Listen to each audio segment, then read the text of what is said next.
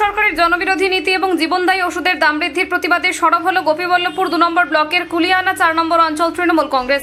সোমবার কুলিয়ানার রানটুয়া বাজারে এক প্রতিবাদ মিছিল পথসভার আয়োজন করা হয় অঞ্চল তৃণমূল কংগ্রেসের পক্ষ থেকে। এই কর্মসূচিতে উপস্থিত ছিলেন ঝাড়গ্রাম জেলা তৃণমূল কংগ্রেসের সভাপতি দুলাল মুর্মু, জেলা পরিষদের মেন্টর স্বপন পাত্র, ব্লক তৃণমূল সভাপতি পিঙ্কু পাল সহ অন্যান্য নেতৃবৃন্দ। নেতারা কেন্দ্রের নীতিকে জনবিরোধী বলে তীব্র ভাষায় আক্রমণ করেন এবং সাধারণ মানুষের জীবনযাত্রাকে বিপন্ন করার অভিযোগ তোলেন। তৃণমূলের তরফ থেকে জানানো হয়েছে, এই ব্যাপারে উপযুক্ত পদক্ষেপ না নিলে আগামী দিনে আরো বৃহত্তর আন্দোলনের পথে হাঁটবে দল। কেন্দ্রীয় সরকারের নীতির বিরোধিতা করতে তৃণমূল রাজপথে নেমে মানুষের পাশে থাকবে বলেও জানান তারা। আজকে কি কর্মসূচি ছিল এখানে? কেন্দ্রীয় সরকারের জনবিরোধী নীতি ও জীবনদায়ী ওষুধের গ্যাসের মূল্য বৃদ্ধি সহ পশ্চিমবঙ্গের প্রতি যে কেন্দ্রীয় সরকারের বঞ্চনা